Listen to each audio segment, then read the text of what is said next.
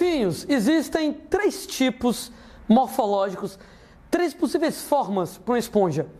Galera do Eu Só Quero Enem e o resto do mundo se exploda.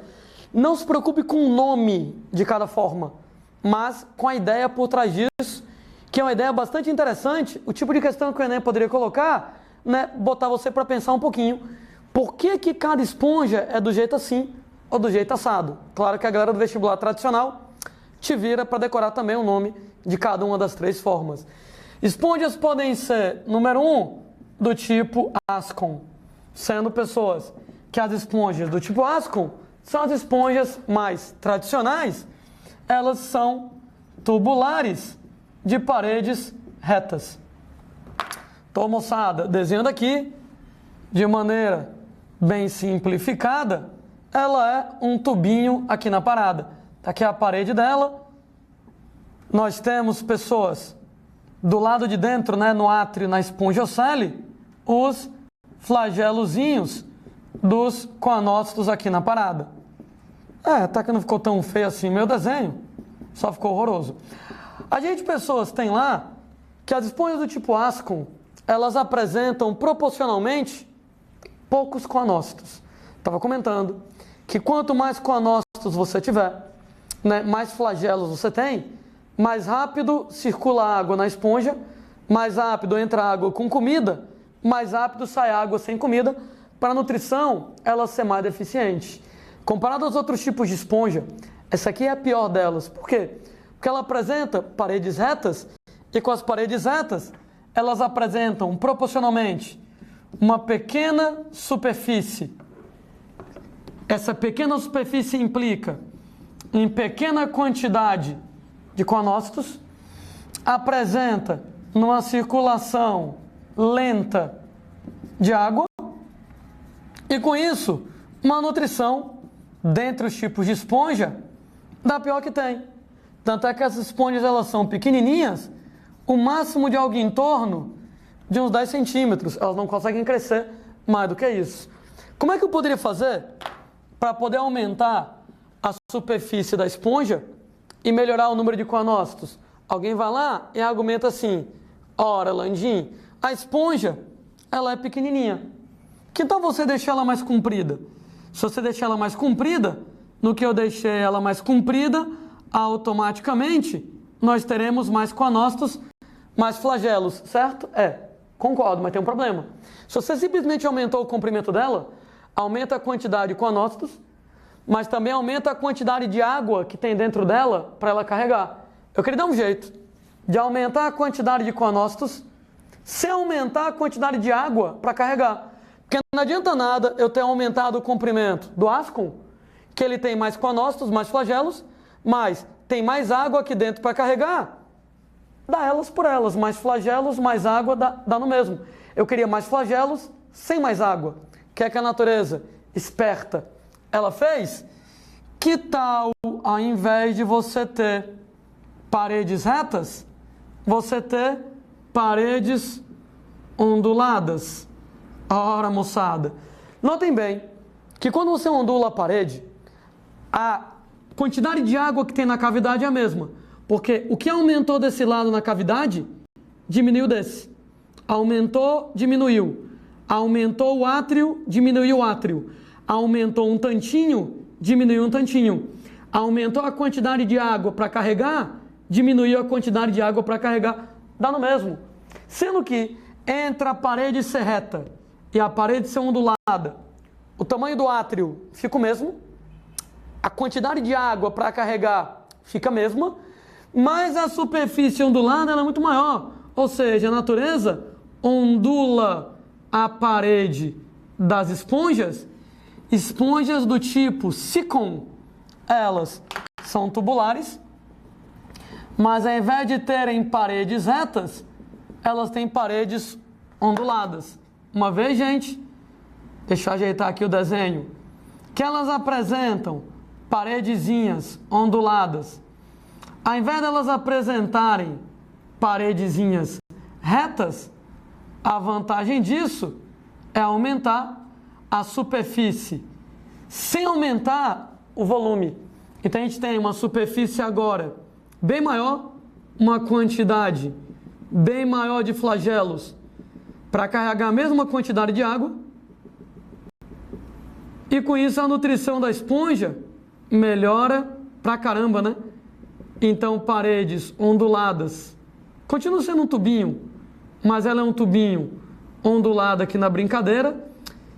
Me arrependi de ter desenhado ela tão grande, né? Agora vamos terminar, né? Então, uma vez que a parede ela é ondulada, a quantidade de coanócitos consegue ser bem maior, sem o inconveniente de aumentar a quantidade de água para carregar. Então a grande vantagem, ficou horrorosa, né? A grande vantagem da minha esponja Sikon tubular de paredes onduladas é que ela aumenta a superfície da parede sem aumentar o volume do átrio. Sem aumentar o volume do átrio, quer dizer, em português, sem aumentar a quantidade de água a ser carregada. Ora, gente, se eu tenho mais flagelos para carregar uma mesma quantidade de água, a água é carregada mais velozmente. Ou seja, você vai ter proporcionalmente mais coanócitos, você tem uma circulação mais veloz de água, é a mesma quantidade de água. Só que agora eu tenho mais flagelos para carregar, com a circulação mais rápida de água, automaticamente a nutrição ela já dá uma bela melhorada. Uma vez que a nutrição ela já vai dar uma bela melhorada, elas já podem ser maiorzinhas do que aqueles 10 centímetros. Entretanto, o que há de mais moderno em termos de esponja, esponjas chamadas de esponjas do tipo Leucon. Esponjas Leucon não são tubulares, elas, moçada, são arredondadas e elas, gente, simplesmente não apresentam mais a figura de um átrio. Não tem mais esponja Sally. Ela é arredondada, sendo pessoas que eu tenho o ósteo, né, o poro, ao invés do átrio, a gente tem vários pequenos átrios dentro da estrutura. O poro, vários pequenos átrios na estrutura. O poro, vários pequenos átrios em relação à estrutura. E cada pequeno átrio desses apresenta uma grande quantidade de flagelos. Nós chamamos de câmaras vibráteis, de câmaras flageladas. E olha que legal, se você tem nesse grupo de esponjas que não tem átrio, que o átrio é reduzido, a quantidade de água para carregar ela é bem menor. Só que, cara, cada câmara dessas tem flagelo pra caramba. Então você minimiza a quantidade de água para ser carregada e maximiza a quantidade de flagelos, porque a superfície ela é bem grande, né? Essa esponja é como se ela fosse toda dobrada, né? Mais dobrada do que isso aqui, é essa de cá, de maneira que essa garotinha não apresenta um átrio, ela não apresenta uma esponja Sally, ela apresenta câmaras vibráteis flageladas, forradas de coanócitos. Aí na brincadeira, onde você tem uma superfície muito grande, uma altíssima superfície de parede, onde você vai ter uma pequena quantidade de água para carregar, né? Dessa maneira, com a superfície muito grande, pouca água para carregar, quantidade de coanócitos bem grandona, e dessa maneira uma circulação ainda mais rápida de água. Uma circulação mais rápida de água implica numa nutrição ainda melhor, que quer dizer que elas são as esponjas que podem atingir maiores tamanhos. Elas podem passar de segundo alguns autores, 2 metros de comprimento. Sendo que a gente vai ter uma série de outros canais para a água poder sair, chamados lá, né, de canais radiais. A gente tem que entra a água com os nutrientes, água, água, água vai passar, a água sai, os nutrientes ficam. A água entra, os nutrientes ficam, a água sai, sem os nutrientes aqui na parada. Como tem vários canais desses, a gente pode ter vários e vários ósculos nessa esponja, né? Então tem aqui ósteo ou poro,